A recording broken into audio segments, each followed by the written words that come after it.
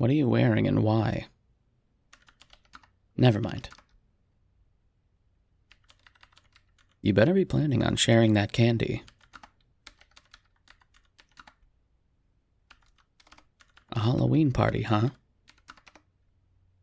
I wasn't aware that you planned on attending, and if I received an invite myself, I must have missed it.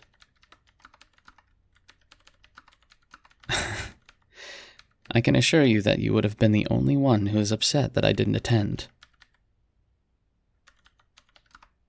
Parties aren't usually my scene. They're too loud and there's too many people. Not to mention how hot and bright they always are from being so crowded with bodies pressed against one another. The tacky and lackluster food and drinks, and the distracting lights.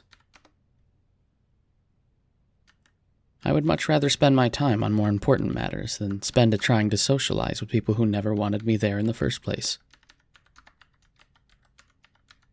In my experience, most people get freaked out when I attend social gatherings of any kind, and if I'm invited, it's usually to do research, or reconnaissance for a case, or, on the rare occasion, out of pity.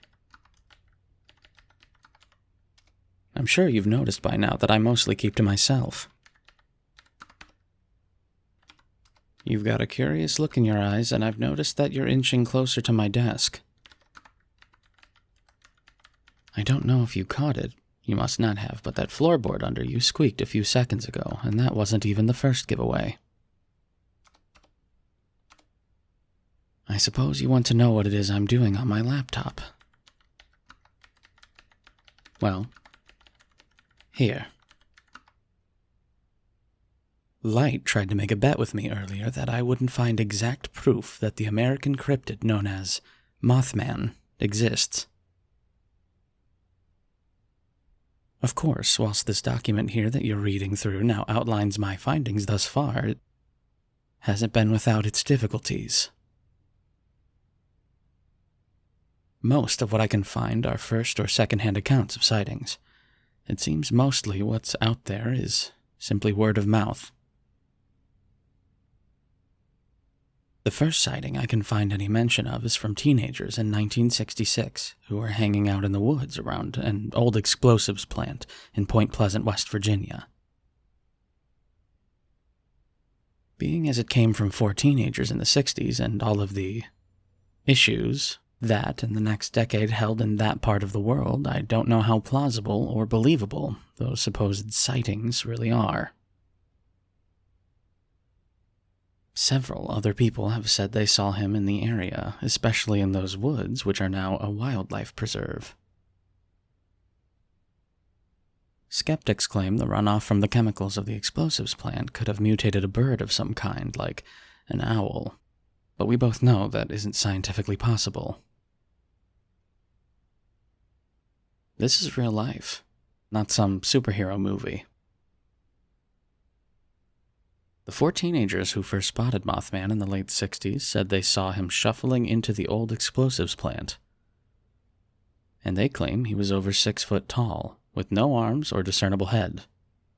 Huge wings and glowing red eyes. Supposedly, after they got back in their car, he chased them, and his eyes only glowed when a light was pointed at them. That sounds like a large bird described by people with an altered mindset, does it not?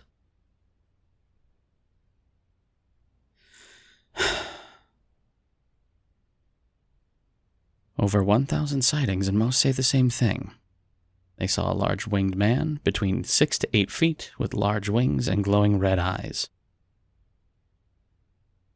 He was either brown or gray in color, and some even report he had talons instead of feet.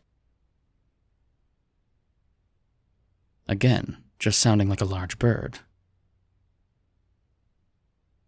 If you take a look at the point I made on the document here, some claim he isn't a cryptid at all, and is, in fact, an extraterrestrial or alien.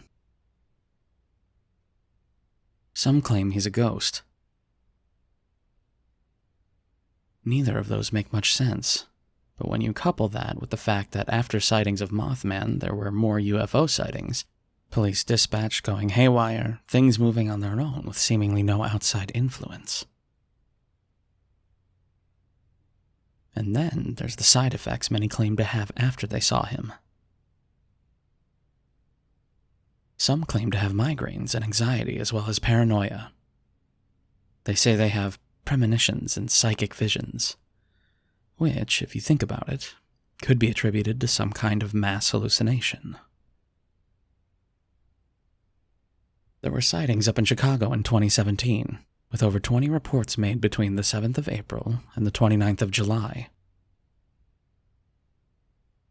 Those have mostly been debunked as sightings of large sandhill cranes, which can have a wingspan of over 10 feet. However, whilst the cranes are common in Chicago, they certainly aren't in West Virginia. There is one photo just here.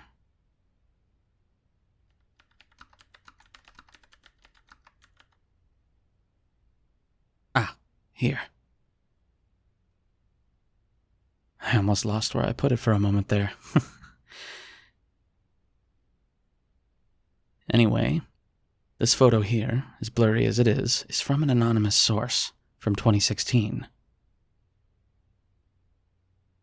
To me, it looks more like a large hawk or yet again a sandhill crane, but the size of the bird, if it is one to begin with, is abnormally large. Of course, it could have also been photoshopped, as it is one of the more modern pieces of evidence, but it's also one of the only pieces of photographic evidence we have. Can I have some of that candy? I need some sugar to calm down. This investigation is really frustrating me.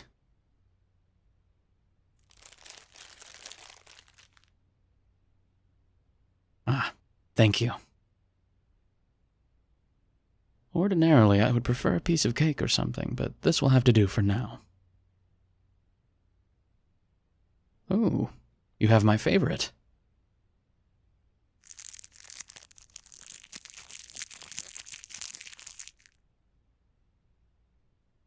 Thank you for this.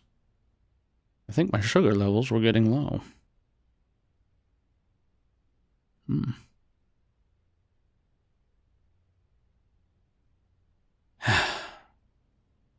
I can't let light win. Whilst I don't care about the embarrassment or the blow this might deal to my credibility, I am worried about how smug he would be when he realizes that he sent me on a wild goose chase. I have less than 24 hours to wrap this investigation into Mothman up, and I refuse to give up and pander to his ego. This might be unprofessional of me to say, but his ego is big enough as is, and it can make him quite annoying at times. Wait, what have you found there?